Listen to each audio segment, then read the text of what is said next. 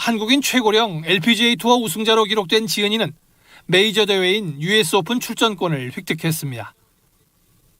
2002년 창단한 국내 최초 청각장애인 야구단 충주성심학교가 코로나19로 3년 만에 재개한 전국 농아인 야구대회 4강에 진출했습니다.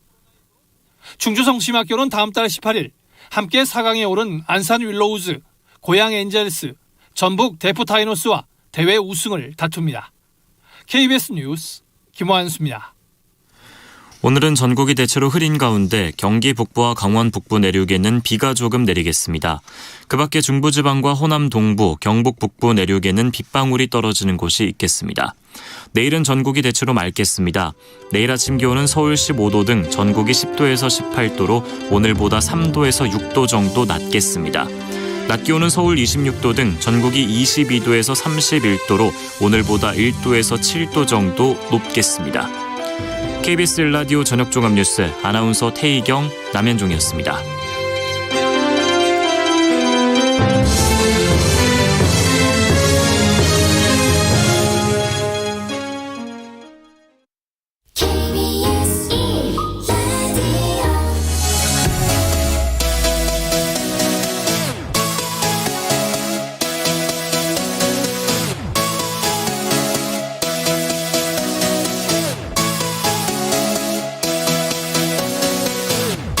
KBS 열린 토론.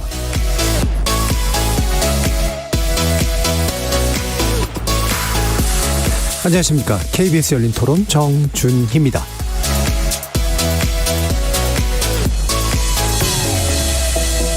KBS 열린 토론, 오늘은 정치의 재구성으로 여러분을 만납니다. 여야 어젯밤 국회 본회의를 열고 정부가 제출한 59조 4천억 원보다 2조 6천억 원 증액한 역대 최대 규모 추경안을 합의 처리했습니다. 코로나19로 피해를 본 소상공인 자영업자는 오늘 오후부터 최고 1천만 원에 달하는 손실보상을 받을 수 있게 된 셈인데요. 여러 쟁점에도 불구하고 여야 합의로 대규모 추경안이 통과된 것은 선거를 염두에 둔 양당의 정치적 고려 때문일까요?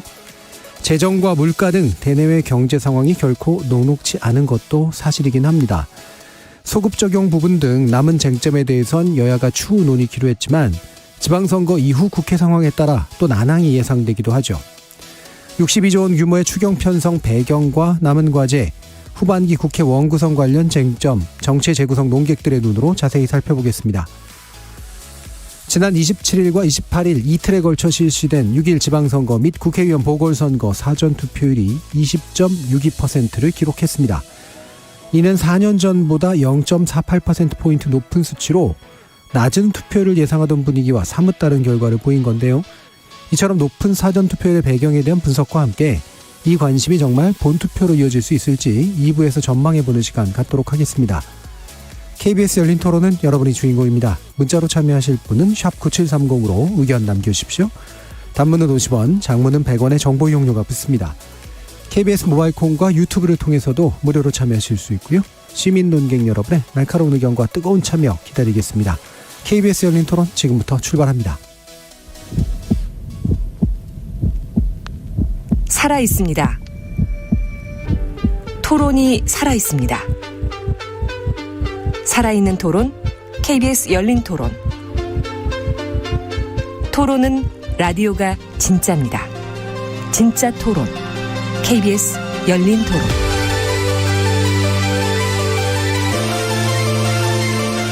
정치를 보는 색다른 시선, 정치의 재구성, 함께해 주시는 네 분의 논객 소개하겠습니다. 국민의힘 전남 순천 당협위원장이시죠? 천하람 변호사 나오셨습니다. 예, 순천만 정원의 도시 순천의 천하람입니다. 더불어민주당 하홍기 전 상근부대변인 함께하셨습니다. 예, 안녕하세요. 더불어민주당 하홍기입니다. 자, 최수영 시사평론가 자리해 주셨고요. 안녕하세요. 최수영입니다.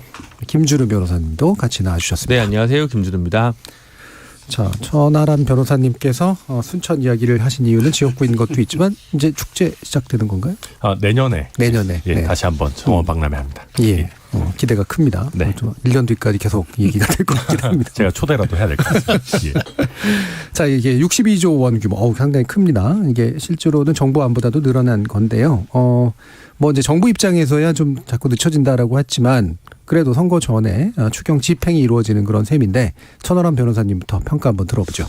네, 우선 이 부분은 뭐 저희 그 대통령이 무사히 집행을 할 수 있어서 굉장히 저희 당 입장에 다행인 예. 일입니다. 왜냐하면 이게 이제 저희 선거 때부터도 뭐 당연히 저희 공약이기도 했고 뭐 민주당에서도 유사한 공약을 내놨었습니다만은 이게 압도적인 여소야대 국면이고 또 뭐 현실적으로 봐서 선거를 앞두고 있는 상황이기 때문에 이게 과연 제때 집행이 될 수 있겠느냐라고 하는 우려가 많이 있었고요.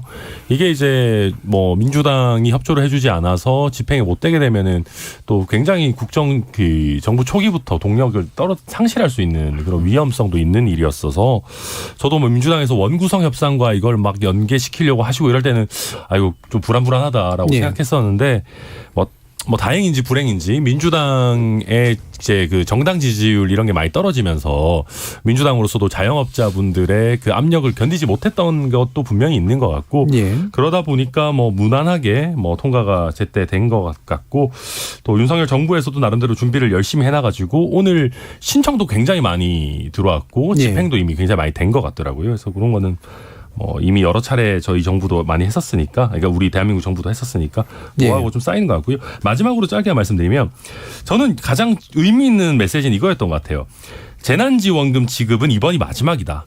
앞으로는 제대로 된 손실보상 제도, 투명하고 온전한 제도를 마련해서 거기에 따라서 하겠다. 이렇게 여야가 막 정쟁을 펼치고 협상을 해서 얼마를 줄지 말지 이런 거 말고 제대로 된 제도를 구축하자라는 얘기를 하셨는데 이게 이제 손실보상은 헌법상 의무라는 그런 면에서 봤을 때는 이게 맞는 거다라는 생각이 들어서 앞으로는 좀 이렇게 됐으면 좋겠다는 생각입니다. 예. 다행히 이제 합의 처리가 됐는데 민주당이 마음이 좀 급할 수밖에 없었던 것 같다라는 약간 좀 얄미운 얘기를 해주셨어요. 민주당 입장 실제로 좀 얘기해 주시죠. 예, 전 뭐 다행이라는 의견에는 일단 동의를 하고요. 예. 다만 여야 할 것 없이 정치권이 너무 뻔뻔하다라는 생각을 했어요. 과정을 예. 보면서. 왜냐하면 윤석열 대통령께서 후보 시절에 공약이 손실보상 소급 적용이었습니다. 그러니까 어퍼컷까지 가면서 그런 얘기를 했거든요.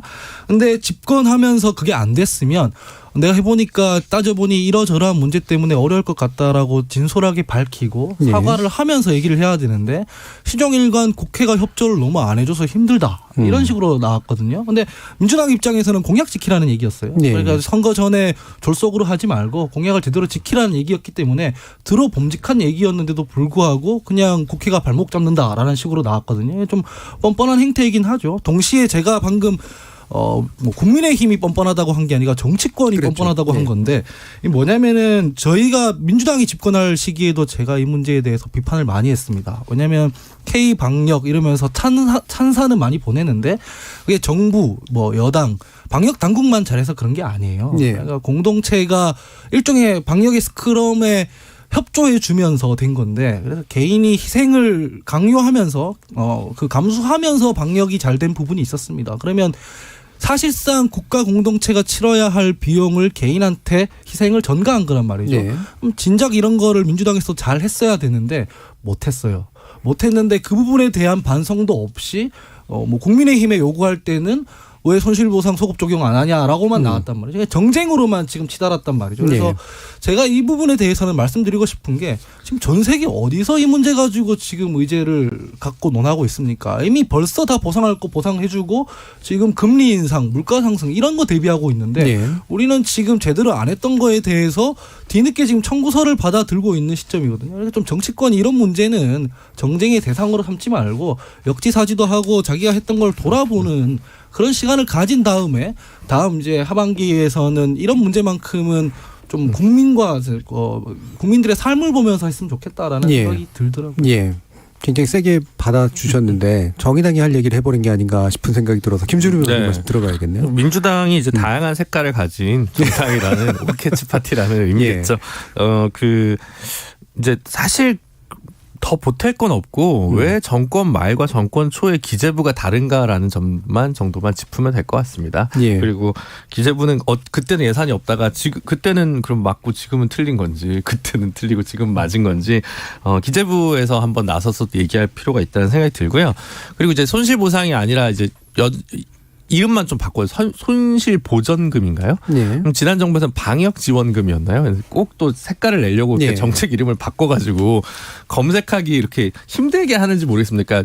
그러니까 이제 소상공인들 입장이나 이런 분들 입장에서는 이게 뭐지 이제 뭘 검색해야 되지 되게 헷갈리거든요. 그래서 계속 같은 키워드를 쓰는 게 오히려 좋지 않나 싶고 오늘 뭐 60만 명 정도가 신청하셨다고 하는데 이제 소상공인 시장진흥공단 직원분들이 굉장히 고생이 많으실 것 같습니다. 예.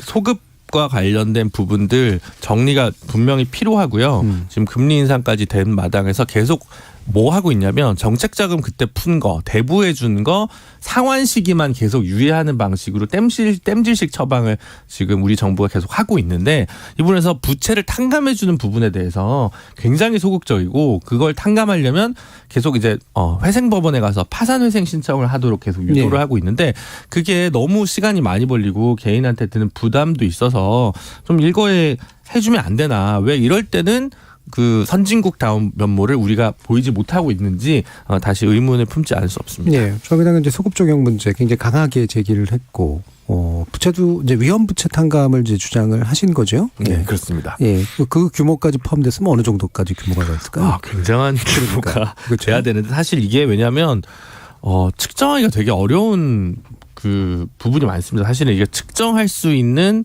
제대로 예산을 가지고 사후적으로 얘기를 하지 실제로 우리가 예를 들면 과거사 사건을 할 때 예산을 생각해가지고 판례로 그 배상금을 깎던 나라거든요. 그래서 저는 예. 제가 볼 때는 그냥 뭐 1년에 감옥이 있었으면 1년에 1억 이런 식으로 막 아무렇게나 뭐랄까요. 그냥 십진법의 노예가 돼가지고 대충 이 정도. 이번도 예. 마찬가지죠. 1,000만 원 최대. 이게 뭡니까? 이게 사실은 감각적으로 그냥 하는 거지 뭔가 전혀 과학적인 액수가 도출되는 거는 저는 아니라고 생각해서 그 뭐 감정평가사, 손해사정사 이런 제도들도 되게 많이 있는데도 자격증들도 많이 있는 불구하고 기재부에서 이걸 나서가지고 적극적으로 어떤 모형을 개발하고 그걸 집행하는데 너무 인색하다는 생각이 많이 듭니다. 예.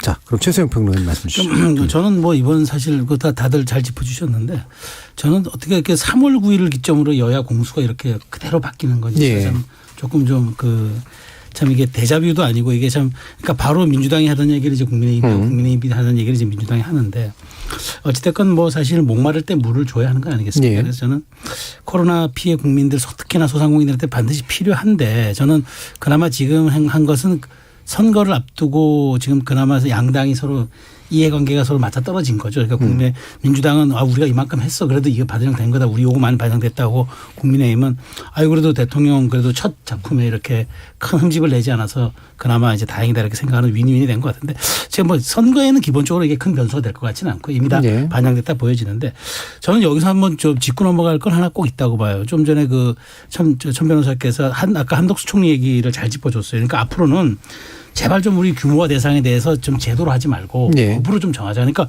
이번에 인수위에서도 이제 그런 데 대해서 이제 좀 합당하게 하자고 이제 그런 이야기들도 많이 고민했는데 온전하고 투명하고 확실한 보상 그걸 하기 위한 법으로서 이제 앞으로는 하자. 동의하는데 왜냐하면 저는 사실 이번 추경 이게 빚내서 하는 추경이잖아요. 그러니까 미리 갑을 추경이잖아요. 우리가 보니까 53조 대가 추가 예수가 들어온다고 생각해서 한국은행에 돈을 빌려서 지금 미리 그렇죠. 가지급하는 거고 나중에 추가 세수 들어오면 한국은행에 갚아야 돼요.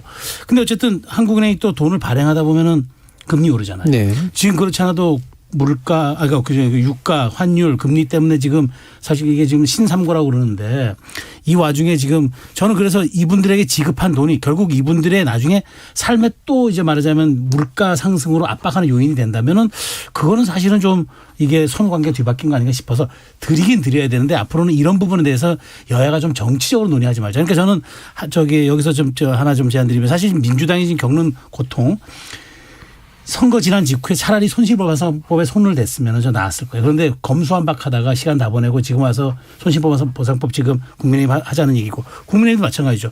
인수위 활동할 때 먼저 그것을 여론전을 펼치거나 해서 손실보상법에 접근했었어야죠. 그런데 시간 다 놓치고 와서 이제 와서 급하니까 돈 먼저 주고 이제 우리 나중에 손실보상법 논의하자. 뭔가 국민들이 보기에 좀 감동이 없죠. 정치의 본령이 과연 이런 건가 하는 생각이 들어서 이번엔 정말 그러니까 총리가 굉장히 첫 총리가 지금 총리의 첫 일성이 굉장히 곰시한 흔적이 나타나지만 정말 이렇게 가야 합니다. 그러니까 두텁게 주되 제도에 의존할 게 아니라 법으로 정확히 정해서 그것이 시스템화시키자. 이건 저는 이번 좀 추경에서 좀 교훈을 얻어야 됐고 좀 이 문제에 대해서는 원구성이 되면 조속히 좀 손실보상법 빨리 여야가 좀 접근했으면 좋겠습니다. 예. 뭐 제도에 의존할 게 아니라 법 이렇게 사실 이제 제도화를 새로운 법을 통해서 그렇죠. 하자 이제 이런 의미로 이제 이해하시면 좋지 않을까 싶고요. 자, 그러면 이게 몇 개의 쟁점이 나오긴 합니다만 다 다룰 수는 없겠는데 방금 이제 그 하는 얘기도 해주셨지만 통화량을 늘리지 않고 사실은 처리할 수 있는 방식이야라고 또 얘기를 하기도 해요. 그리고 이 정도면 물가 인상까지, 그러니까 물가에 어떤 큰 영향까지 주지는 않을 거야라고 얘기를 하는데 어떻게 판단하실지 물론 경제학 전공으로 뭐 우리가 토론을 하는 건 아닙니다만 나름대로 좀 고민한 부분들이 좀 있을 것 같아서 이후에 이제 이게 혹시라도 부정적인 영향으로 연결될 부분들은 없을지 어떤 판단을 하시는지 한번 좀 말씀 주시죠.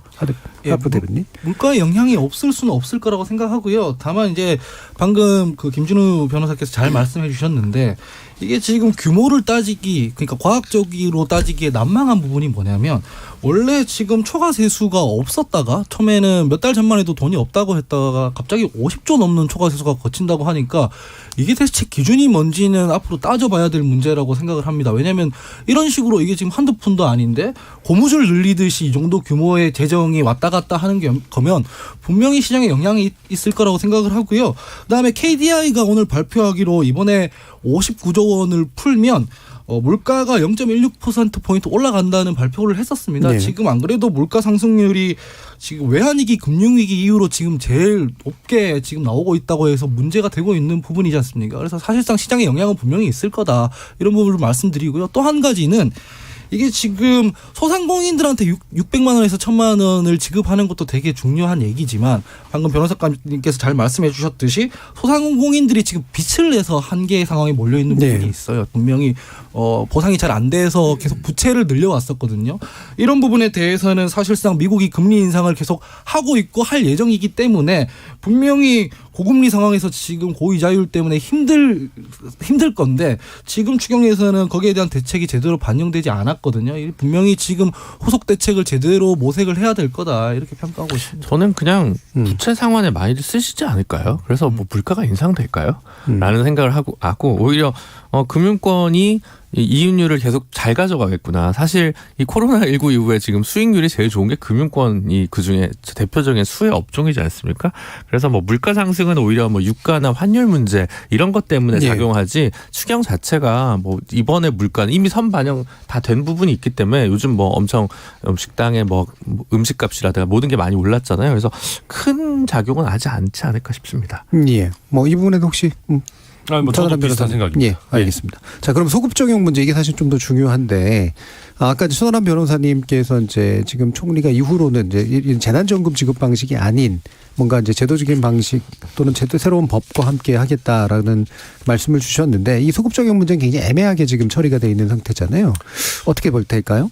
그러니까 이게 사실 예전에 이제 우리가 그 손실보상법 만들 때 이것도 또 공수가 교대된 그 상황 아니겠습니까? 그때는 이제 저희가 소급 적용 제대로 해가지고 해야 된다 뭐 또 서로 막 그러고 그랬었는데 당연히 저는 소급 적용이 들어갔었어야 된다고 생각합니다. 이건 뭐 이게 우리 공동체가 공동체의 이익을 위해서 사인들의 재산권을 제한하거나 침해하는 거에 너무 익숙하거든요. 그냥 뭐 희생해 뭐 이런 게 굉장히 많아가지고 뭐 그런 것들이 뭐 대규모 공영 개발 프로젝트에서 사람들의 재산을 너무 저가에 뭐 매수하는 일들을 허다하고요.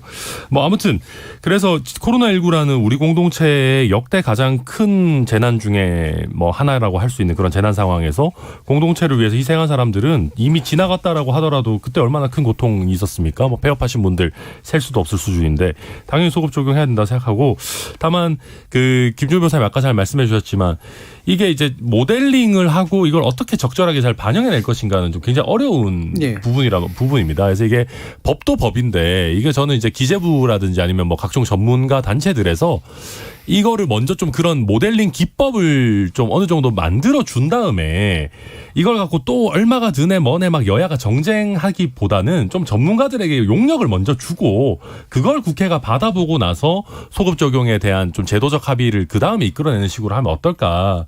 우리 국회에 보면 뭐 서로 다 잘 알지도 못하면서 막 얼마 들 거다 서로 싸우면서 그냥 대충 그냥 후려쳐가지고 아까 말씀하신 십진법으로 대충 그냥 하는 경우가 너무 많은 것 같아서 이거는 조금 더 선진적으로 했으면 좋겠는데 글쎄요 이게 뭐 또 지방선거 끝나고 나면은 저희 당부터도 당장 뭐 일단 급한 불 껐으니까 한 2년간은 앞으로 선거 없으니까 대충 뭉개고 지나가자 그럴까봐 좀 걱정되는 주제 중에 하나입니다. 그러니까 이게 사실은 그 이미 이제는 집합 제한이나 금지 조치가 거의 없기 때문에 예. 사실 이제 지금 해야 될 건 소급 적용밖에 없어요. 지금은 없잖아요 차이가. 근데 문제가 되는 거는 집합 제한이나 집합 금지 업종이 아닌 경우에까지 근데 그 코로나 영향으로 경기 악화로 해서 폐업했거나 매출이 감소해가지고 폐업하신 소상공인 분들이 있단 말이에요. 근데 분명히 이제 기재부에서는 숫자의 압박을 받으니까 직접적으로 이 집합 제한이나 금지 조치를 받은 업종 이걸 중심으로 되게 사고를 할 거란 말이에요. 근데 이제 문제가 어떻게 되냐면 대형 식당에서 예를 들면 크게 했을 경우에는 그전엔 지원금도 잘 안 나왔어요. 근데 그리고 철거 비용 지원하려고 해도 액수가 되게 평수가 크니까 실효성이 전혀 없었거든요. 근데 사실은 이런 식당들은 막 대기업의 회식을 단체로 받아가지고 영위하던 건데 기업에서 전부 회식을 안 하기 시작하니까 집합금지랑 무관하게 폐업을 하게 되는 업종이나 식당이나 산업들이 분명히 존재하거든요. 이제 이걸 어디까지 커버해서 살펴볼 건가. 그리고 이제 그렇지 않고 아마 관료적으로 하면 집합금지 업종 얼마, 그다음 매출액이 얼마 변동이 있었고 줄었다. 이런 거 중심으로만 할 거여서 아이들 생각해가지고 일부러 학원을 안 보내고서 학원은 집합금지가 아닌 곳들도 있었는데 그거와 관련해가지고 또 폐업하게 되는 부분들 아니면 소상공인 계층이 경기가 무너지니까 저소득층에서 아이들 학원비를 낼 수 없어서 학원을 안 보내게 돼서 또 이제 그걸 대상으로 한 학원가가 폐업하게 되는 경우 여러 가지 경우들이 있거든요. 근데 그런 것까지 포괄할 만한 섬세함과 어떤 담대한 그릇 이런 게 사실 우리 기재부에는 없기 때문에 굉장히 그 국회에서 어느 정도 해줘야 될 몫이 있다고 생각이 듭니다. 예. 그러니까 뭐 저는 제가 오늘 총리가 두 가지 얘기를 했더라고요. 그러니까 앞으로 이제 방향성을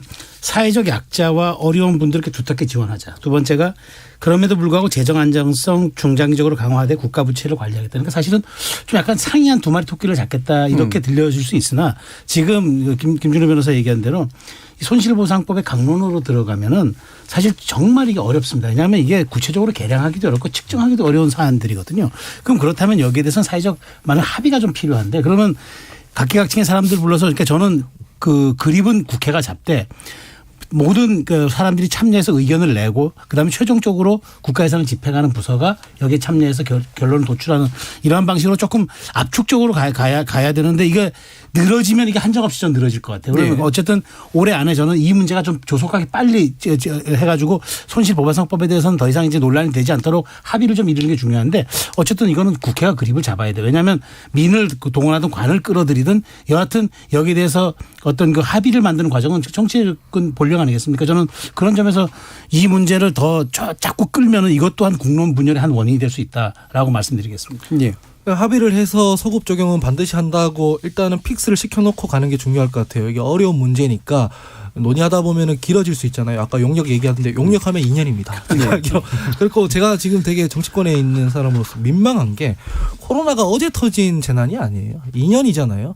그럼 여야가 이거에 대한 연구가 이미 끝났어야 됐어요. 그러니까 지금 저희 민주당도 마찬가지고 공약사항이었으니까 충분히 검토가 돼 있어야 되는데 이제 와서 둘 다 뭐 이게 너무 어려운 문제다라고 하는 게 제가 이 말하는 게 너무 민망해요. 민망하기 때문에 방금 최수영 평론가 말씀하신 것처럼 아예 이거는 반드시 한다. 시간이 좀 걸릴 수도 있고 모델링 하는데 어느 정도 뭐 물리적인 시간이나 비용이 투입될 수는 있지만 사람들이 믿어야 되니까 일단은 이거는 합의해서 박아놓고 간다. 이 정도까지는 우리가 나아가야 되는 거 아닌가 싶어요. 그래야 조금 염치가 있는 거지. 이거 너무 어려운 문제니까 논의해보자. 사회적 합의가 필요하다 그러면 용서 안 하실 것 같아요. 예.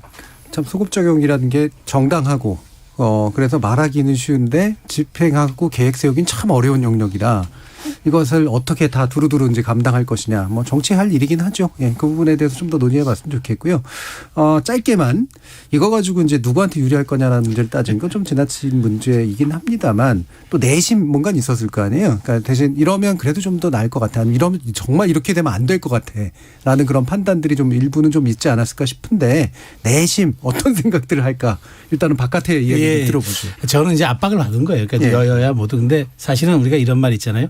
그러니까 예상할 수 없는 게 변수지 예상할 수 있는 건 변수가 아니잖아요. 예. 이미 저는 이건 반영됐다고 보고 다만 시기적으로 이걸 넘기면은 누구에게 유불리를 따지기가 조금 뭐하니까 우리 서로 양쪽 다 패하는 걸 좀 막자 하는 선에서 3일 합의한 거고 그다음에 물리적으로도 일요일이 지나가면 국회의장단이 없잖아요. 예. 그러니까 지금 뭘 할 방법이 없으니까 서로 쫓기도 했는데 민주당은 명분 찾았어요. 그래서 우리가 많이 압박해가지고 금액도 늘리고 등등 이렇게 좀 두텁게 했다 얘기를 하는 거고 이쪽에서는 그래도 대통령과 전화해서 대통령이 대승적으로 받아주라 그랬으니까 우리가 받았으니 우리가 굉장히 우리 노력한 거 아니냐. 서로 저는 윈윈이라고 보고요. 저는 이 문제가 아마 3일 남은 선거에 그 유불리로 작용하는 데이터는 좀 어려울 것이다. 다만 이것은 국민들이 만일 저는 투표율과 좀 상관이 있을 것 같아요. 만일 이게 이번 재난지원금 처리되지 않았으면 투표율이 조금 더 떨어졌을 가능성은 있을 수 있겠다는 제 전망을 했습니다. 예, 안 했으면 누구에게든 하여튼 정확히 모르겠지만 안 좋았을 거는 확실하다. 예. 안 했으면 저희한테 안 좋았겠죠. 네. 사실은. 왜냐하면 이게 뭐 저희가 뭐 소급까지는 아니더라도 일단 손실 보상을 하겠다고 약속을 했는데 집권하고 바로 물론 연달아 있긴 합니다만은 3개월도 안 돼서 치러지는 선거에 약속을 어기고 선거를 치러야 되는 상황이잖아요. 당연히 저희한테 안 좋죠. 근데 이제 그러면 이제 과연 지난 총선 때만큼의 효과가 나타날 것인가? 저는 그렇지는 않다라고 봐요. 일단 그거는 뭐 액수 뭐 이런 건 이번에 더 커지기는 했습니다만은 일단은 이런 재난지원금류의 금전이 지급되는 선례들이 많이 쌓였고요. 그리고 지난 총선 같은 경우는 팬데믹 위기의 초기 상황이었습니다. 아무래도 또 위기가 닥치고 위기 초기에는 정부에 힘을 실어주자라고 하는 심리가 더 강하게 작동할 수밖에 없거든요. 근데 지금은 위기를 어떻게 보면 벗어나고 있는 상황이기 때문에 꼭 정부 여당을 크게 많이 지지해줘야 된다라고 하는 국민들의 압박은 아무래도 좀 적을 것 같아요. 그래서 이번에는 저는 뭐 이게 막 그렇게까지 유리한 거라기보다는 저희 입장에서 그냥 뭐 못해가지고 회초리 맞는 거는 피했다 정도로 생각하고 있습니다. 네. 그런 의미에서 오히려 선거가 이 시기에 있어서 소상공인분들이 조금이라도 지금 보전을 받을 수 있는 게 다행이라고 생각하고요. 선거만 생각하면 오히려 흥미로운 건 저는 강원특별자치도법이 강원도지사 선거에 어떤 영향을 미칠까 이게 더 관심사고 이건 큰 영향은 없을 것 같습니다. 뒤에서 좀 더 얘기해 주시죠. 저도 마찬가지인데요. 이게 뭐 칭찬받을 일을 했다기보다는 혼날까 안 혼날 일을 한 거라고 생각을 하고 이게 다 뭐 선거랑 연계해서 얘기하면 아전인수밖에 안 돼요. 그러니까 민주당 입장에서는 윤석열 정부 뭐 비난하면서 공약사항 어겼다. 민주당이 증액했으니까 우리가 잘한 거다. 이렇게 얘기하면 국민들이 그럼 너네 집권기에는 뭐 했고 이렇게 나올 거잖아요. 그래서 이 과정들을 유권자들이 다 보고 있기 때문에 이거 하나로 유불리가 뭐 갈라질 거라고 보지 않습니다. 네, 알겠습니다. 자, 그러면 이제 사실 아까도 좀 전에도 말씀 주셨지만 이제 의장단이 이제 부재한 상태에서 후반기 국회를 맞아야 되는 그런 상태고 일단 뭐 선거는 치르고 나서 이제 국회 구성 원구성 같은 것들을 하겠죠. 그런데 이제 이것도 쉽지는 않을 것 같습니다. 당연히 이제 법사위원장 문제부터인데요. 여기에 대해서 여야 입장을 듣기 전에 김준우 변호사님 먼저 좀 말씀 주시죠. 네. 근데 저는 이제 제 기억이 좀 틀렸었나 봐요. 지난번에 그 상반기 원 구성할 때 막 갑론을박하고 원내대표가 절간 돌아다니셨잖아요. 그죠? 뭐 이런 거 하면서 합의를 마지막에 할 때 저는 그냥 다음 법사위원장은 야당이 한다 이렇게 합의를 한 줄 알았더니 그게 아니라 국민의힘이 한다로 이제 합의를 했던 모양이더라고요. 그럼 저는 어쨌든 뭐 이 무엇이 원칙이다 뭐 그 전에 관례가 어땠다라기보다는 상반기에 했으면 하반기에는 이 부분은 민주당이 애초에 합의까지 해줬으니까 지금 와서 말 바꾸는 건 좀 맞지 않는 것 같고 이 부분 가지고 강하게 끌고 갈지 이거는 저는 그 생각도 들진 않고요. 오히려 상임위 자체 11대 7에서의 위원회 구성이라던가 아니면 민주당에서 어느 정도 진심인지는 모르겠는데 사개특위 설치 문제라든가 여러 가지 문제에서 어떤 바터성 성격으로 협상용으로 지금 이 얘기를 하고 있는 거 아닐까. 왜냐하면 이제 법사위의 권한 자체도 지난번에 많이 축소가 됐기 때문에 지금 상황에서 뭐 그렇게 큰 문제가 될까. 그리고 주요 상임위에서는 오히려 여전히 다수기 때문에 야당으로서 마지막으로 가져야 될 어떤 안전핀으로서의 법사위원장의 의미가 적어도 지금 21대 국회 하반기에는 큰 의미는 없어 보이거든요. 그런 의미에서 민주당이 뭐 이걸 가지고 아주 길게 끌 것 같지도 않습니다. 예. 어떠세요? 최선희 의원님. 저도 이제 비슷한 생각인데 근데 저는 이제 제가 어느 그 민주당이 왜 이렇게 사실 이건 상식의 궤를 벗어나는데 왜 이렇게 할까 생각을 봤는데 어느 한 일간지 칼럼에서 그러는 거예요. 이게 지금 김준호 변호사 얘기한 대로 권한도 축소되고 사실 이제 이게 약속 바꾸기에는 명분도 없고 하는데 왜 그렇게 고집할 것인가. 한동훈 탄핵용이라고 이제 누군가 이제 칼럼에 썼어요. 그래서 제가 보면서 무릎을 치면서 이렇게 해석도 가능하구나라는 생각을 했는데 저는 민주당이 이걸 이렇게 뭐 무리하게 하는 거는 제가 보기에 이거는 물론 지난번 국민의힘 권성동 대표가 한번 합의한 걸 뒤집은 적은 있으나 그렇다고 해서 똑같이 이렇게 더 중요한 문제를 합의한 걸 뒤집겠다는 거는 그건 제 일당으로서 제 공당으로서 제가 도리가 아니라고 보고요. 아니 전임자의 이야기이기 때문에 내가 부정할 수 있다는 얘기는 저는 사실 이 문제는 정치에서 들어본 바도 없고 해서도 안 될 얘기라는 생각합니다. 전임자의 이야기를 더 존중해 주는 게 선진 정치죠. 그런데 저는 전임자의 협상이라고 거부한다 그러면 앞으로 대한민국의 협상이 나만 하는 게 뭐가 있습니까? 저는 민주당이 어떻게 이렇게 여야 합의할 때 다음 법사위원장은 분명히 국민의힘이라고 적시해 놓은 사항을 하루아침에 이부자리 접듯이 이렇게 말을 철수하는 거는 이거는 저는 제가 보기에 온당한 도리가 아니고 저는 오히려 이제 이게 6월 1일 날 선거 끝나잖아요. 민주당이 이제 승리할 수도 있고 뭐 비길 수도 있고 뭐 패할 수도 있는데 만일 패한다고 한다면 저는 이 문제가 자연스럽게 정리될 거라고 봅니다. 그러니까 어쨌든 6월 1일 지방선거에 따른 민주당의 향후 스탠스 혹은 내부의 어떤 세력 간의 문제 이런 걸로 이 문제는 정리되지 더 이상 끌고 가면은 국민들이 이렇게 볼 겁니다. 도대체 반송도 안 하고 개혁도 안 하고 그러니까 중도가 떠나가는 거 아니야? 라고 얘기할 수 있기 때문에 이 문제는 제가 보기에 협상용일 수도 있겠지만 길게 끄는 건 민주당이 큰 도움이 안 될 것 같다 그런 생각이 듭니다. 최소영 평론가님 너무 민주당을 상식적으로 보고 계신 것 같은데 저는 오히려 지선에서 민주당이 만약에 패할 경우에 전당대회용으로 이거 더 강경하게 가자는 사람들 더 많이 나올 거라 생각합니다. 왜냐하면 이게 지금 민주당이 스텝이 계속 이제 갈짓자를 그리는 이유가 대선 패배하고 나서 일부 민주당에 계시는 의원들은 우리가 더 강경하게 나가지 못해서 우리가 개혁 드라이브를 더 세게 걸지 못해서 패배를 했다 생각하시고 또 뭐 다른 의원분들 뭐 조홍천 의원 이런 분들은 우리가 조금 더 중도지향적으로 부드럽게 갔었어야 된다라고 하는 그게 부딪히고 있고 아직 결론이 안 났는데 지지층의 생각은 좀 더 강한 개혁을 했었어야 됐다라는 분들이 더 많은 것 같거든요. 그렇다고 하면 그런 목소리를 만족시키려면 그리고 전당대회에서 강성 지지층의 지지를 이끌어내려면 우리가 하반기에도 후반기에도 법사위원장 가져와서 개혁 드라이브 더 세게 가져가겠다라고 하는 쪽이 지지를 많이 받을 수밖에 없습니다. 그래서 그런 목소리가 오히려 더 저는 발현되어서 우리 국회가 더 아수라장이 되지 않을까 좀 걱정이 많이 되고요. 다만 저는 이런 말씀 드리고 싶어요. 우리 국회의 짧은 역사에 몇 안 되는 굉장히 좋은 관례죠. 야당이 법사위원장을 한다. 근데 이제 전반기 국회에서 사실 그 전례를 민주당이 훼손시키면서 대신에 뭐 뒤에 나중에 너네 줄게 이렇게 한 건데 잘 한번 생각해 보십시오. 만약에 이걸 그냥 다수당이 마음대로 정할 수 있다는 관례를 만약에 그대로 그냥 민주당이 밀어붙인다면 다음 총선에서 국민의힘이 과반 의석을 차지한다고 한번 상상해 봅시다. 그러면 저희는 여당에다가 의장에다가 법사위원장까지 가지고 올 수 있습니다. 과연 민주당이 그런 위험한 선례를 만들어서야 되겠습니까? 그래서 저는 이런 부분들을 조금 당내에서도 좀 차분하게 설득해 주셨으면 좋겠다는 생각입니다. 지방선거 이후에는 더 강경 노선을 갈 거다. 강한 개혁을 너무 추진했다. 저는 거기는 동의하지 않는 게 개혁도 제대로 못했습니다. 그냥 밀어붙이기만 했고 지방선거 이후에도 그런 노선을 걸으면 저 같은 사람이 지금은 선거 앞두고 침묵하고 있는데 제가 알기로는 당내에 꽤 있어요. 그래서 목소리를 낼 거라고 생각하고요. 이 표현을 조금 정교하게 해야 될 것 같은데 이 법사위 같은 경우에는 최종적으로 합의가 그렇게 돼서 엎어지면 했던 합의를 엎으면 저희 민주당에도 부담입니다.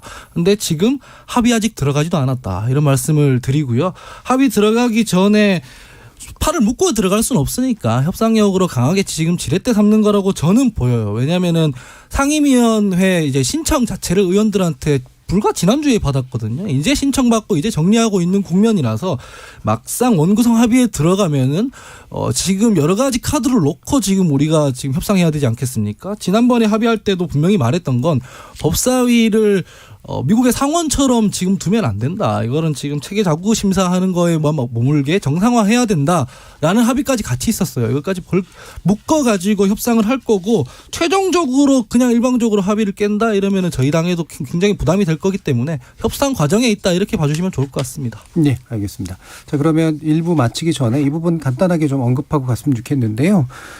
지금 인선 과정에서 여성 인선들이 그래도 일부 좀 이루어지고 있는 점 좀 다행이라고 생각을 하는데 그중에 김승희 후보에 대해서는 지금 민주당이 반대 목소리가 나오고 있죠. 교육부 장관 후보로서 전문성이 있느냐, 차관도 전문성이 없는데 장관도 전문성이 없으면 어떡하느냐 이런 식의 얘기들 많이 하고 보건복지부 있어요. 장관이시죠? 네. 그렇죠. 보건복지부 장관의 네. 경우 그렇고 교육부 장관 같은 경우도 지금 문제 제기를 네, 하고 있는 그분도 좀 그런 상태죠. 네. 그래서 이 두 분에 대해서 어떻게 일이 될지 일단 민주당이 제기하고 있는 문제 제기를 좀 살펴보도록 하죠.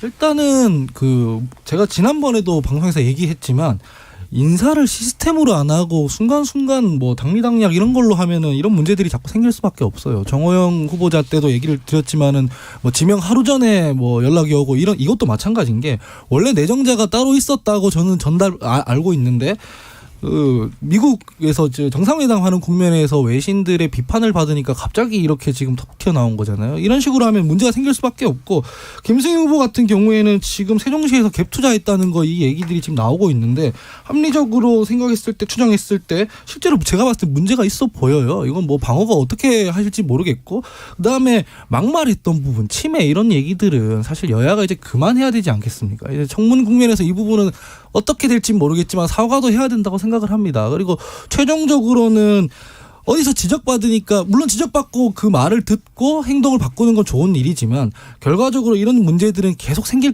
거기 때문에 인사 시스템을 좀 정비해서 실무자들이 그 시스템에 따라 2배수든 3배수든 추천을 하면 대통령이 그중에서 고르는 이런 형성의 어떤 프로토콜이 있어야 되는데 지금 그게 없으면 이런 문제들은 계속 반복될 것이다. 이런 말씀드립니다. 인사 시스템 법무부 장관 위주로 지금 재편하려고 하잖아요. 어떻게 생각하세요? 그거 제가 좀 황당한 게요. 예. 미국식이다 이런 얘기를 하더라고요. 근데 미국에서 FBI 얘기하는 걸 거잖아요. 예. FBI 국장은 임기가 10년이고 지금 FBI 국장도 트럼프 때 이미 임명이 된 거거든요. 그래서 사실 미국식이랑 상관이 없어 보이고 인사혁신처라고 따로 있지 않습니까? 원래 지금까지 내려오던 인사검증 시스템과 기간이 있어요. 그게 지금 부족한 게 있으면 보완을 하면 될 문제고 그 시스템 안에서 윤석열 정부의 기조에 맞는 사람을 찾는다면 그 기조에 맞게 보완해서 쓰면 되는 문제지 지금 법무부에 지금 이런 권한들을 다 줘서 미국식이다라고 우기는 건 이거 제가 봤을 땐 별로 적절해 보이진 않는 것 같습니다. 예, 천하람 변호사님. 네, 일단 지금 이제 장관 후보자들 얘기와 관련해서는 제가 반박을 하고 싶은데 제가 지난 토요일에 했던 얘기, 제가 직접 했던 얘기랑 너무 똑같은 얘기를 하셔가지고 제가 차마 반박을 못할 것 같아요. 예. 좀 맞는 말입니다. 이거 인사를 즉흥적으로 하면 안 돼요. 그러니까 여성 비율 부족하다 대통령이 갑자기 눈이 뜨였다라고 한다고 막 원래 내정했던 사람 놔두고 갑자기 여성 후보 찾아라.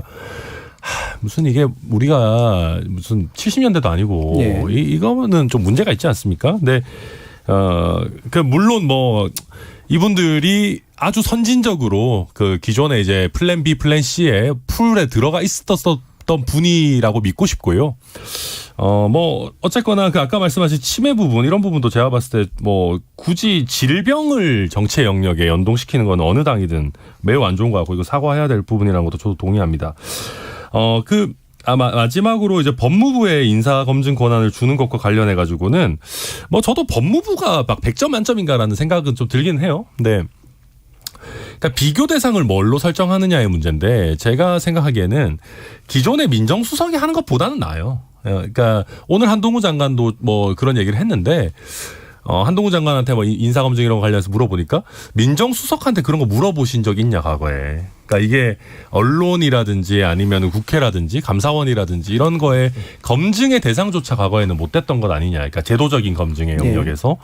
근데 뭐 예를 들면 민정수석을 검사 출신으로 앉혀가지고 뭐 밀실에서 뭐 이런저런 정보 최대한 수집해가지고 하는 거에 비하면 저는 뭐 훨씬 더 제도적으로는 개선된 거 아닌가라고 생각하고 있습니다. 네, 그 부분 뒤에서 더 얘기하기는 조금 약간 시간이 좀 짧긴 하니까 두 분 의견 듣는 거로 하죠. 네, 저는 여성 우대에 대해서는 그 외신 기자의 질문했다. 저는 물론 그게 약간의 단초는 될 수 있어서 보죠. 그 영향은 아니다. 저는 그건 아니라고. 왜냐하면 이 시정연설에서 협치 강조했잖아요. 의회주의 얘기했잖아요. 그런데 의회주의자가 되겠다고 한 분이 이제 국회의장, 전방위장 초청을 만찬해서 민주당 목사의 김상희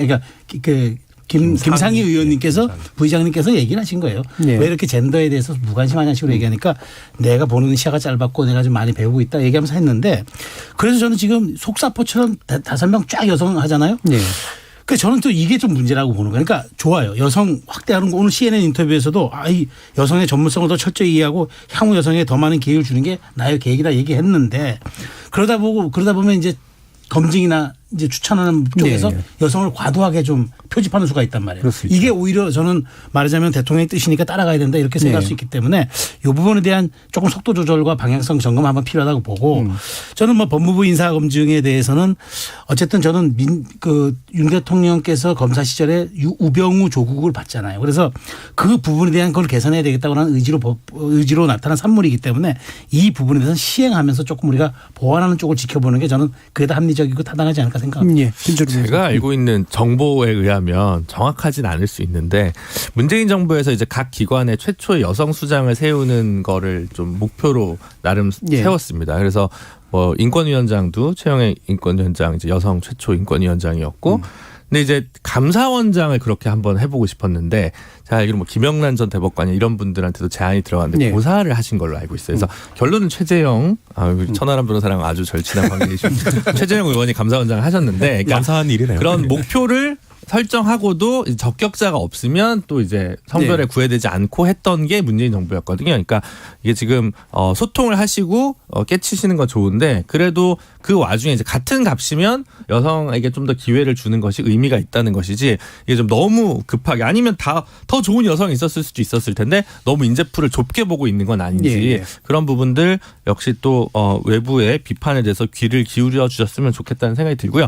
인사혁신처로 가느냐 법무부로 가느냐 당연히 저는 인사혁신처로 가는 게 맞다고 생각하고 그냥 대통령께서 하고 싶은 게 있다면 뭔가 법무부가 검찰에 뭔가 좀 더 권한을 많이 줘서 행정부 중에 기재부보다 더 힘센 혹은 기재부와 비등한 즉 예산은 기재부, 인사는 법무부라는 형태에 좀 힘을 실어주고 싶은 것이 본인의 어떤 레거시로 삼고 싶은 게 아닌가 이런 추측이 많이 듭니다. 네, 알겠습니다.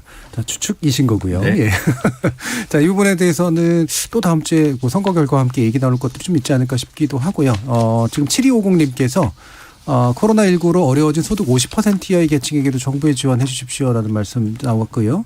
정윤지님은 부채 탕감을 언급도 못하고 지원금을 주게 되니 결국 자금이 금융권으로 들어가서 병목 현상만 초래할 것 같습니다라는 그런 우려 목소리도 주셨습니다. 여기까지 1부 논의 진행하고요. 이어지는 2부에서 지방선거 관련된 논의 또 이어가 보도록 하겠습니다. 여러분은 KBS 열린 토론과 함께하고 계십니다. 토론이 세상을 바꿀 수는 없습니다. 하지만 토론 없이 바꿀 수 있는 세상은 어디에도 없습니다.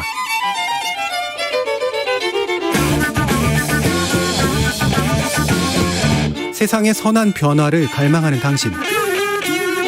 정답이 아니라 질문의 힘을 믿는 당신. 우리 KBS 열린 토론에서 만납시다.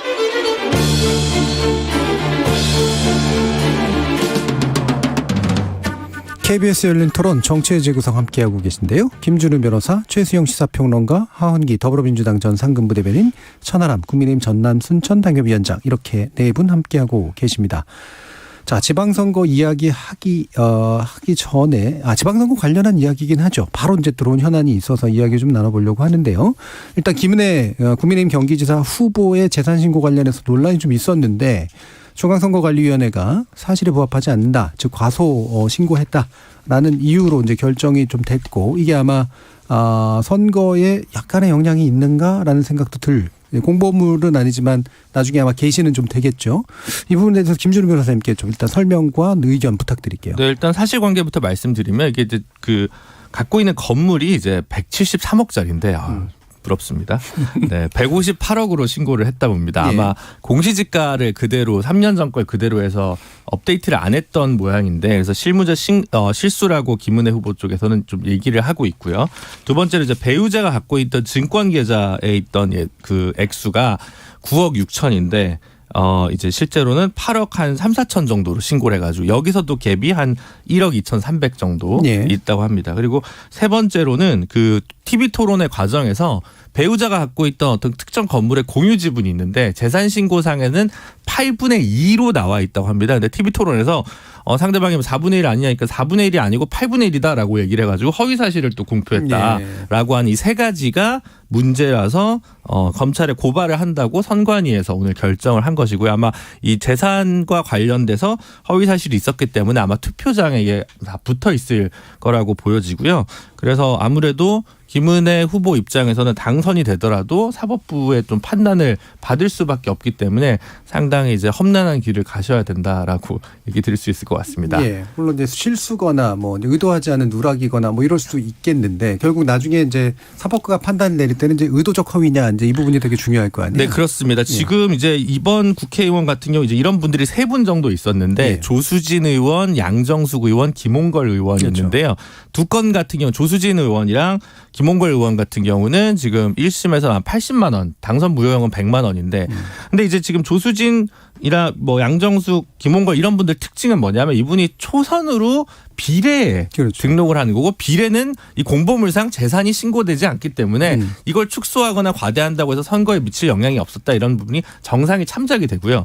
김은혜 의원은 국회의원을 지역구로 하다가 또 도지사에 나가고, 그럼 네. 이건 초보가 아니거든요. 그리고 이제 그 단체장 후보는 분명히 공보물에 재산이 적는데 워낙 또 재산이 많기 때문에 재산 많은 게 또 부담스러울 수 있으니 일부러 열심히 안 한 거 아니냐, 이런 부분이 있을 수 있기 때문에 지금 아까 얘기했던 뭐 80만 원 성 받았던 조수진 의원이나 김홍걸 의원의 예에 비추어서 김은혜 의원도 당선 무효형이 아닌 100만 원 이하로 나올 거다라고 보기에는 좀 쉽지 않다라는 예. 생각이 많이 듭니다. 자, 같은 율사시자 또 여당이기도 해서 네. 한번 또 천하람 변호사님 말씀 들어보죠. 근데 이게 모르겠습니다. 뭐 재판부마다 판단을 달리할 수 있으니까 제가 함부로 얘기할 수는 없지만, 예.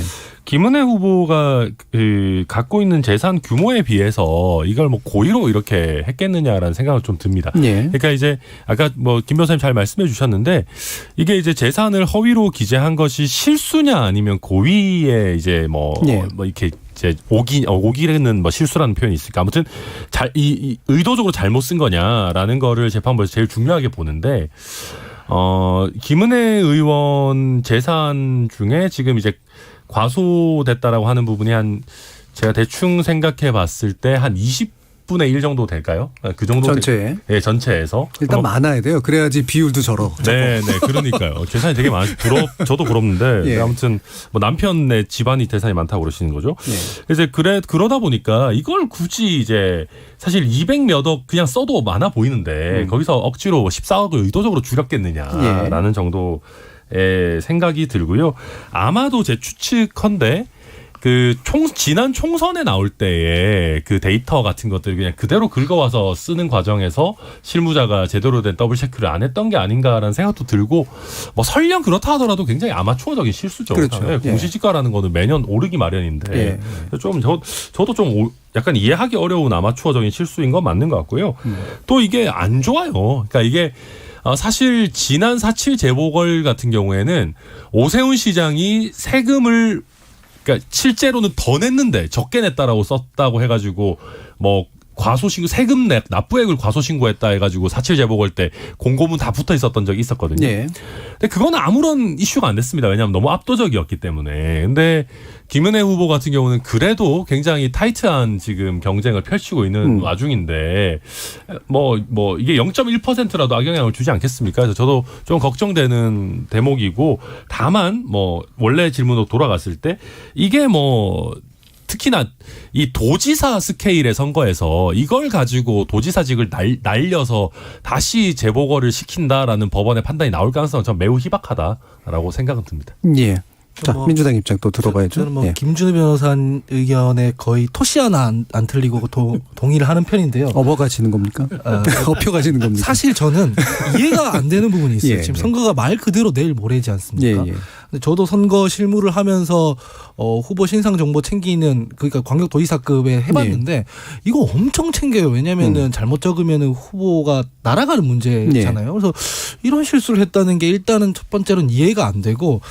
이거 뭐 저희 당에서 뭐 조금 성질이 다릅니다만 공보물이긴 했습니다만 유기민 의원 같은 경우에는 뭐 바이크 뭐 고속도로를 자동차 전용도로 요런 정도의 실수를 해도 그냥 사실 의원직 날아가 버리는 거거든요. 그래서 이게 지금 초선도 아니고 사실상 국회의원을 하다가 지금 나왔는데 이런 실수를 했다. 이거 제가 봤을 때는 지금 당장 선거의 당리당략에는 영향이 미미할지 모르나 선거 끝나고 난 뒤에는 이거 별로 쉽지 않아 보입니다. 예, 좀 납득이 좀 잘 안 되는 구석들이 좀 있긴 해요. 예, 그 뭐 의도적인 건 아니었을 것 같긴 합니다만. 예. 저도 좀 사실 좀 의아한 건 이런 거예요. 그러니까 이게 10억 재산을 1억으로 표기하면 이건 사실 큰 거예요. 왜냐하면 이게 이제 완전 재산이 난 거의 없어요라고 이제 보여지는데, 그러니까 200억 단위에서 과연 14억이라는 차지하는 부분이 이제 이게 의도된 누락이냐. 저는 뭐 끝나고 나서 사법부의 판단에 대해서 제가 예측하고 싶지는 않습니다. 예. 그거는 뭐 철저하게 사법의 영역이니까. 그런데 어쨌든 이게 이제 실수다. 그러니까 저는 이제 이 타이트한 선거에서 이제 어떤 영향을 끼칠 거냐를 보고 싶은데, 저는 사실 이 영향이 그 마지막에 이제 변수로 그러니까 사전투표까지 마친 상황에서 변수로 크게 작용할 것 같지는 않아요. 다만 이제 이것을 이제 소명하는 이제 과정, 이제 이틀 남은 과정, 이제 어쨌든 6월 1일 날 이제 기표소에 가면 이렇게 붙지 않습니까?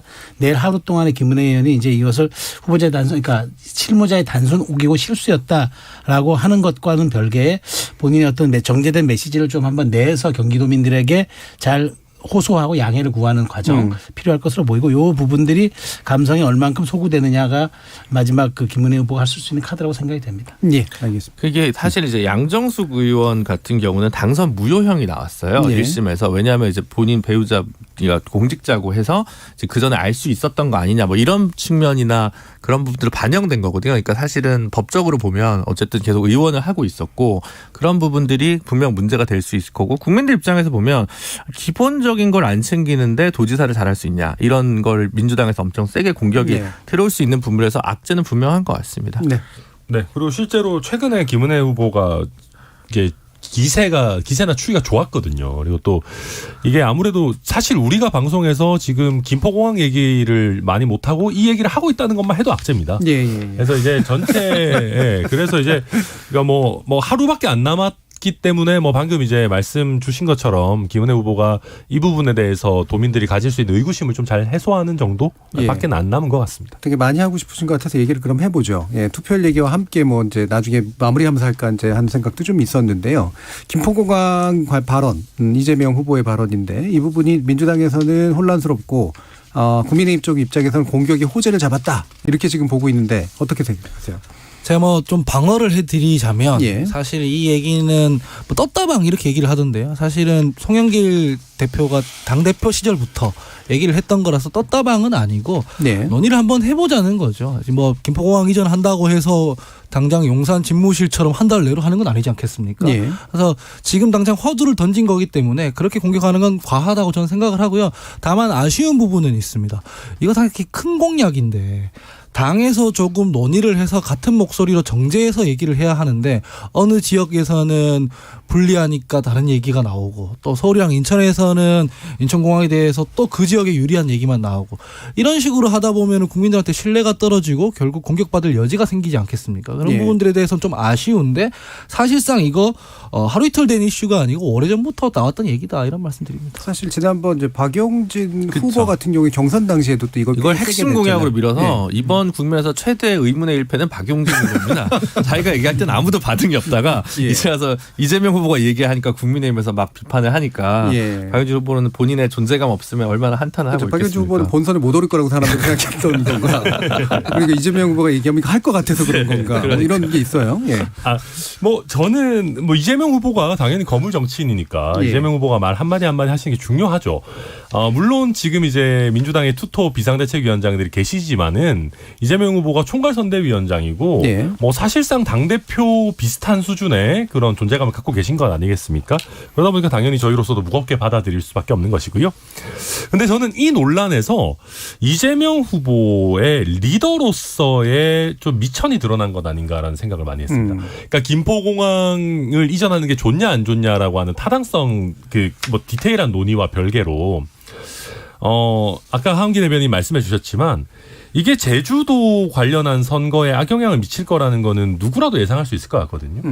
근데 총괄선대위원장이신 분이 본인 선거에 조금 더 유리하게 써먹자고 제주도 내지는 다른 지역의 후보들과 전혀 상의를 하지 않은 채 선거 한 3, 4일 남겨놓고 이 정도의 큰 화두를 그냥 던져버리신다라고 하면 뭐 내 선거가 급하니까 나도 지역구 후보로 나왔으니까 뭐 다 좋아요. 그럼 총괄선대위원장 정도는 사퇴하고 해야 되는 거 아닙니까?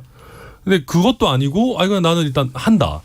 그 다음에 하고 나서 뭐 어떻게 할 거냐 구체적인 얘기 막 하는데 준비가 안 돼 있으시니까 막 여객기를 수직 이착륙을 시키시고 뭐 송영길 대표도 갑자기 막 해저 터널을 뚫어서 제주도까지 2시간 만에 가겠다고 하시고 지금 순천도 2시간 만에 못 가요. 그러니까 그렇게 이제 좀 약간 상식이 안 맞는 얘기들이 이제 계속 나오기 시작하니까 이게 자꾸 꼬이는 거거든요.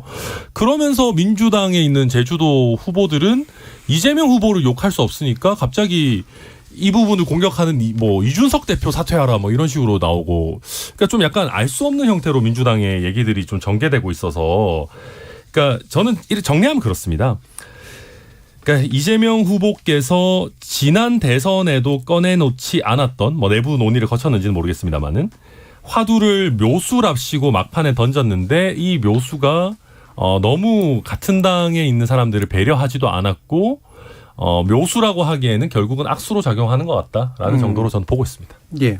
뭐 이게 여야의 이야기이긴 합니다만 뭐 약간 더 하고 싶은 얘기가 있으신가 봐요. 예, 뭐 저는 뭐 어쨌든 지금까지 선거는 이재명 후보가 뭐 선거사무소 앞에 현수막을 잘 보이게 하려고 가로수 가지치기를 했다는 가짜뉴스 이런 것들이 끌고 다니던 선거였는데 예. 드디어 정책 토론으로 갔구나라고 아전 인수하겠습니다. 알겠습니다. 사실 뭐 이게 총선이나 뭐 이렇게 한꺼번에 나오는 게 아니라 이제 보궐선거에서 나온 또 이슈이기도 하고 그래서 사실 이재명 후보 개인의 관점에서 보면 이게 또 지역적으로는 또 여러 가지 이해관계가 걸릴 수 있는 문제이기도 해서 복잡해졌죠. 예. 저는 어쨌든 결론적으로 이재명 후보의 패착이라고 저는 봅니다. 왜냐하면 이렇게 거대 아젠다가 없는 선거에서 갑자기 이 이슈가 지금 막판을 지배하거든요. 예. 이러면 갑자기 국민 투표 양상으로 가요. 그러니까 저는 이게 전체 전황에는 대단히 불리하죠. 다만 국지전에서는 승리할 수 있을지 몰라도 예. 전체 전황에서는 민주당이 굉장히 불리해지는 선거가 되고 국민들이 이렇게 되면은 이 관심이 없던 사람들도 뭔가 여기에 대한 이슈에 반응을 해줘야 되겠다고. 그러니까 저는 원래 지방선거는 주민이 하는 투표 그냥 제한적 지역의 유권자 투표가 갑자기 국민투표 성격으로 아주 확대되지 않아도 어느 정도까지는 영향 끼칠 수 있으려 봐서 이 전략을 들고 나오려고 그랬으면 최초의 스윙 전략으로 들고 나왔어야죠. 판을 흔들면서 나왔어야 되는데 갑자기 그 선거하다가 뭐 불리하니까 이제 비공개로 전환한다니까 스텝이 엇갈리는 상황에서 조급증에 꺼내놓은 카드라고 비춰지기도 하고 이런 부분들이 말하자면 아까 전 변호사 지적하셨지만 전혀 상의하지 않은 일반 그러니까 독단적이고 독불장군적인 이런 리더십의 하나의 모형이 될 수도 있고 그렇게 반응이 될 수도 있어서 이 점은 제가 보기에 뭐 제한적으로 도움이 될 것이다라고 저는 조금 전망하지만 그럼에도 불구하고 장기적인 이미지 장사에도 이미지 마케팅에도 저는 별로 도움이 안 될 거라고 봐요. 예. 이미지 마케팅이라니까 괜찮은데 장사라 그러니까 또 약간 안 좋게 느껴지기도 하고. 이게 없으면 이게 이상하네. 예. 하여튼 이게 사실은 그 서울 서부 지역에서는 또 이게 뭐 소음이나 이런 문제 때문에 또 환호할 수도 있고 예. 그러니까 서울 선거나 경기도 그 김포 일원에서는 또 환호할 수도 있어가지고 제주를 말하자면 좀 희생하고 서울 서부권이나 뭐 인천권이나 이런 거에서는 또 박빙 선거에서 유리할 수 있다고 보니까 그런 계산이 섰을 것 같아요. 예. 저는 사실은 공항 관련해서는 늘 이제 좀 제 입장이 아직 좀 불분명해서 못 정한 거 있거든요. 프랑스 같은 데 보면 기후위기에 맞서서 국내선은 몇 킬로 이상은 더 이상 운행하지 않기로 이제 정책적 결단을 내렸잖아요. 그러니까 제주도는 물론 예외입니다만 그렇게 따지면 김포에서 김해 노선이라든가 뭐 김포 여수 노선이라든가 이런 거는 그냥 가급적 철도로 대체하고 국내 선수를 줄이는 게 기후위기 시대에 맞는 거 아닌가 이런 고민들 사실 별도로 좀 있거든요. 네. 그래서 그런 고민들이 있어서 이 공항을 근데 쉽게 만들기도 찾기도 어렵기 때문에 축소하는 게 그렇게 간단한 문제는 아니어서 그 비행 편수를 줄이는 문제와 공항을 없애는 문제 사이에서 저는 그것도 사실 좀 비교 영향이 그 전업으로 제가 뭐 국회의원이거나 국토교통부 공무원이면 열심히 하겠는데 예. 멀리서 보기에는 이게 고민이 좀 많이 되는 지점이다. 그래서 쉽게 결단할 수 있는 문제는 아니지만 토론의 가치는 또 있는 거 아니냐 저는 이제 그 정도 생각이어서 예. 근데 이렇게까지 이거를 국민의힘에서 오히려 국민의힘도 이걸 고민을 할 텐데 왜냐하면 서울 서부나 인천에서는 이걸 또 원할 수 있잖아요. 예. 근데 이거를 딱 잡고 확 이렇게 화력을 집중을 하는데 그럼 그것 꼭 국민의힘한테 유리한가? 저는 잘 모르겠더라고요. 그래서 이게 느끼는 판세가 좀 다르구나라는 생각을 되게 네. 좀 많이 했습니다. 네. 저는 물론 뭐 저 같은 경우는 여수 김포 노선이 줄어들면 안 됩니다. 늘어나야 되는데 저의 개인적인 필요와 별개로 이게 뭐 물론 이제 어느 정도의 미래를 상정하느냐에 따라서 논의가 매우 정교하게 잘라져야 되는 건 맞습니다. 근데 네. 이제 그냥 우리가 정무적인 것만 다시 돌아와서 놓고 보면 저는 이재명 후보께서 이번 논의를 거치면서 좀 잃은 게 몇 가지 있지만 아까 말씀한 리더십의 어떤 너무 독단적인 모습 네. 이런 거 말씀드렸지만 플러스로 개항에서 큰 일꾼이라는 이미지에도 타격이 있다고 보거든요. 그러니까 이재명 후보가 이제 개항에 오시면서 거기서 소구력 있게 말씀하셨던 것 중에 하나가 나는 거물 정치인이니까 내가 비록 이 지역에 연고가 없더라도 내가 이 지역에 도움이 될 겁니다. 나는 꽤 설득력 있는 논리라고 생각합니다. 근데 이번에 이 김포공항 관련한 논쟁을 펼치면서 제주도에서는 바로 일고의 가치도 없는 얘기다라는 반론이 터져 나오고 윤호중 비대위원장도 뭐 특정 후보의 그냥 개인적인 의견일 뿐이다라는 식으로 이걸 얘기하고 그러면서 갑자기 윤호중 비대위원장이 각 지역 유권자들에게 충성 경쟁을 시키면서 표가 얼마나 나오는지를 보고 우리가 방향을 결정하겠다 뭐 이런 식의 얘기들을 이제 쏟아내고 있는데 이런 것들을 쭉 종합해서 보면 제가 개항에 있는 유권자라면은 이재명 후보 말 한마디면 민주당이 일사불란하게 움직여서 우리 지역에 뭔가 많은 것들을 따올 것 같았는데 그렇지는 않겠는걸이라는 생각도 들 것 같아서 예. 저는 그 민주당의 큰 인물이다라고 하는 것도 이번 논쟁을 겪으면서 약간 빛이 바래는 거 아닌가 하는 생각도 듭니다. 근데 사실 이 정책적인 면으로 보면 국민의힘에서도 이거 주장하는 분이 계세요. 그 양천에 지금 출마한 이기재 후보였던가요? 김포공항 지금 이거는 인천으로 이전하도록 뭐 강력하게 추진하겠다 이런 얘기하는 분이 계세요. 그러니까 토론의 영역으로 가면 되는데 민주당이 약간 최근에 빌드업을 안 하고 급발진을 하니까 생기는 문제들이 있어요. 이를테면 예. 뭐 민영화도 그렇고 검수완박 국면도 그렇고 이것도 그런데 내용 자체는 따져볼 만한데 좀 너무 급하게 가니까 사람들이 이제 놀리거나 희화하는 경향이 있는데 토론해야 될 의제 그 정책 자체를 두고 너무 이거 뭉개는 거는 별로 바람직해 보지 않는다. 알겠습니다. 자, 이게 시간이 많이 남지 않아서 투표 문제를 사실 좀 얘기를 했어야 되는데 방금 양당에 있어서 굉장히 중요하다고 싶은 이슈를 가지고 좀 얘기를 했고요. 일단 사전 투표율은 생각보다는 좀 높았습니다. 근데 본 투표율도 실제로 높을 것인가라고 하는 전망도 좀 필요하기도 하지만 기본적으로 사전 투표율을 어느 정도 그래도 올려준 에너지를 어떻게 정치적으로 해석하는 게 옳을까? 이 부분이 일단 먼저 좀 선행돼야 될 필요가 있을 것 같아요. 어떻게 보세요, 최선 의원님? 저는 사전 투표율이 매우 낮았다고 생각합니다. 예, 오히려. 그러니까 저는 이번 선거 투표율이 50% 중반 정도 될 거라고 예. 예측을 합니다. 감히 예측한다면은. 왜냐하면 전 데이터가 있어요. 중앙선관위가 20일, 23일 투표 의향 조사라는 게 있더라고요. 보니까 1,500명을 대상했는데 반드시 투표할 것이라고 대답한 사람이 71.5인데 4년 전 2018년 선거 때 똑같이 조사했는데 76.5가 나왔습니다. 그러니까 5%포인트가 높았는데 60.2였어요. 그러면 대충 저희가 감을 잡을 수가 네. 있는데 특히 연령대별로 보면 20대 하락폭이 컸고 30대 40대 다 낮았어요. 60대 이상만 투표하겠다가 좀 높아졌다고 나왔다 합니다. 저는 그렇게 놓고 본다면 이제 요즘에 사전 투표라는 게 저는 사전과 본이라는 말보다 제가 늘 얘기하지만 1차, 2차 투표로 예. 분산 투표로 봐야 돼요. 그러니까 그 분산 투표의 효능감을 가지고 사람들이 굉장히 이제 그 사전 투표에 좀 많은 호응을 했는데 그 열기가 지난 총선 대선에서는 확 올랐다가 예. 이번 거기에 저는 그 비교를 해야 된다고 봐요. 거기에 비하면 엄청나게 낮은 거예요. 그렇다면 이번 더군다나 이슈도 없고 국민의힘 입장에서는 우리가 대선도 가져왔는데 뭐 이만큼 우리가 또 그러니까 이른바 욕구 해소가 됐으니까 정치적 욕구가 해소됐으니까 뭐 굳이 뭐 필요한 데만 좀 해줘야지. 민주당 입장에서는 이제 뭐 대선도 패배하고 좀 무력감이 들어요. 뭐 이런 생각도 있을 테고. 그래서 저는 이제 이 투표율이 저는 사실상 유거리를 간다고 해도 뭐 하루 이틀 사이에 엄청난 또 이슈가 나올 것 같지는 않아서 예. 저는 50대 중반 투표율 그렇다면 저는 양쪽 진영을 최대치로 결집하는 투표율. 그렇다면 거기에서 이제 연령대별 투표율이 승부를 가를 것이다. 저는 그렇게 분석합니다. 네, 그럼 대략적으로 50% 선에서 본투표는 마감이 될 거라고 보시는 건가요? 그러니까 종합하면은 예, 이제 그러니까 50% 중반 정도 예측합니다. 예. 김준호 변호사님. 아니 근데 그 뭐 이게 문제가 뭐냐면 투표율 제일 높은 데가 전남이에요. 예. 전남 25%입니다. 근데 전남 선거가 지금 뭐 천하람 선대위원장 때문에 뜨거워졌는지는 제가 모르겠는데 전남에서 투표율이 높다고 해서 서울시장 선거에 영향을 주진 않잖아요. 그러니까 지방선거는 좀 다르단 말입니다. 네. 총선은 그 투표를 하면 뭐 비례대표 몇 석이라도 영향을 미치는데 전남에서 투표 많이 했다고 대구 경북 보수 유권자가 흥분하거나 격앙될 일이 전혀 없어요. 그러니까 사실은 이게 결국은 격전지에서 투표율이 어떻게 되느냐. 네. 그거를 이제 눈여겨봐야 되니까 다 다른 거죠. 재보궐도 마찬가지인데 지금 보령 서천이 제일 높다는 거 아닙니까? 29.68%입니다. 장난이 아니라는 거죠. 물론 이건 여기는 전형적으로 인구가 더 많은 보령.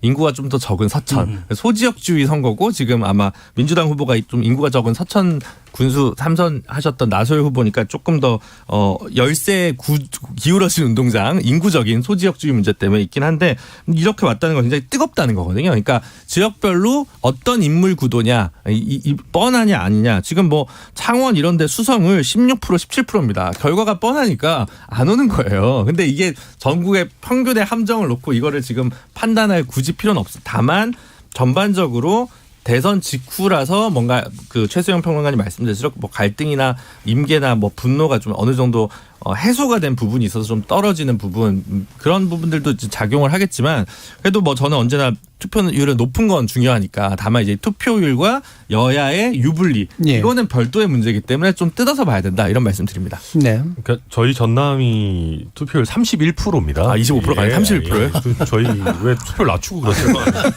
제가 중간 집계를 잘못 봤나 봅니다. 예. 아무튼 전남도민들 같은 경우는 원래 사전 투표를 많이 하십니다. 그렇죠. 굉장히 많이 하시고요.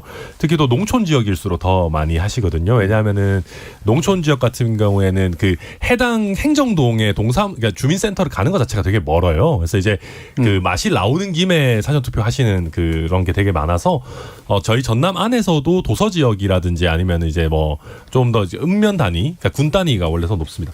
여튼 뭐 근데 재밌는 거는 이번에는 전남에서도 무소속 돌풍이 꽤 있고 저희 이정현 후보도 꽤 선전하고 있어가지고 전남 선거치고는 지방선거치고 굉장히 또 재밌는 선거라서 그런 지역들이 좀 더 높은 거는 있고요. 근데 저도 전체적으로 전국적으로 놓고 보면은 최소영 평론가님 말씀에 거의 동의하는 예. 편입니다. 저도 대선의 예를 놓고 보면 이번에 사전 투표율이 못해도 한 25% 정도 나와야 되지 않겠느냐. 왜냐하면 전체 투표의 한 40% 가량은 예. 사전 투표에서 하시는 게 일반화되어 있는데, 근데 그런 거 놓고 보면 이번 지방선거가 너무 전체적으로 관심도가 낮아져 있고 개항이라든지 뭐 격전지라고 꼽히는 경기라든지 이런 데도 다른 지역보다 일부 높지만 우리가 만족할 만한 수준의 투표율은 아니에요. 그래서 그냥 저의 생각으로는 대선 때 여야가 엄청나게 싸우고 역대급 비호감 대선이라고 할 정도로 양 진영이 결집해가지고 굉장히 피곤하게 싸워서 유권자들도 좀 지치신 게 아닌가. 그래서 이번 지방선거에서는 뭐 메가 아젠다도 없고 이러다 보니까 다들 좀 별로 의욕이 없으신 게 아닌가 하는 생각도 예. 많이 듭니다. 그러니까 전반적으로 보면 사전 투표율 자체는 전체적으로 올라가는 분위기, 그러니까 아무래도 정착되는 분위기였긴 그렇죠. 했었으니까 그래서 직전의 선거하고 비교해 보는 게 맞는 것 같은데 그렇죠. 19대에 비해서 20대가 확실히 올라갔고 네.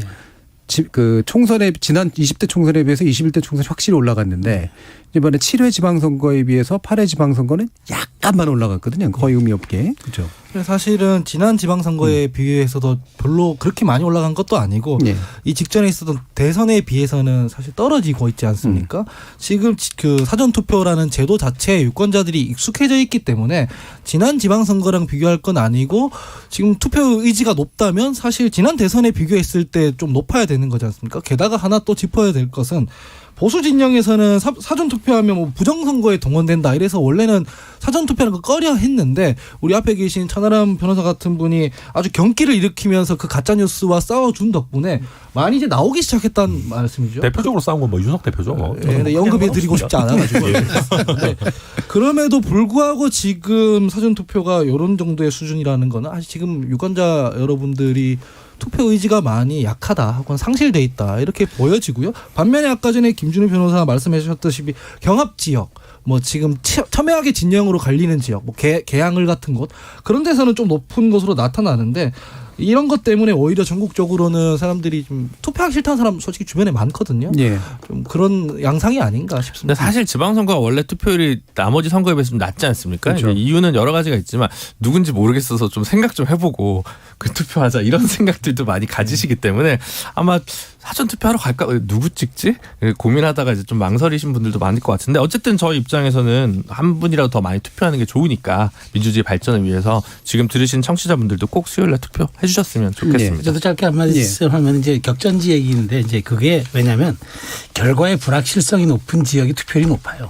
아무래도 그거는 유권자 호응도가 높을 수밖에 없으니까. 근데 결과가 예측되는 데 낮을 수밖에 없잖아요. 근데 이제 이게 저는 대선의 연장전이라고 했던 지역들이 이제 이렇게 높은 것들이 있는데 지금 어쨌든 저도 그럼에도 불구하고 저도 꼭 드리는 말씀 하나는 이게 그냥 지방선거라고 이게 투표의 가치가 낮아진 건 아니지 않습니까? 오히려 저도 투표를 했습니다마는 6명 투표하면서 고민 많이 했습니다. 투표소 안에서 고민. 왜냐하면 사전 정보가 많지 않았기 때문에. 어쨌든 그럼에도 불구하고 남은 6월 1일 날은 그래도 좀 많이 하시는 게 그래도 나의 정치적 욕구를 표출하는 유일한 길은 투표밖에 없으니까. 예. 그거 한번 인식해 주셨으면 좋겠습니다. 알겠습니다. 자, KBS 열린 토론 월요일 코너 정치 재구성은 그럼 이것으로 모두 마무리하겠습니다. 오늘 함께해 주신 천하람 변호사, 하원기 전 상근부 대변인, 최수영 시사평론가 그리고 김준우 변호사 네 분 모두 수고하셨습니다. 감사합니다. 감사합니다. 감사합니다.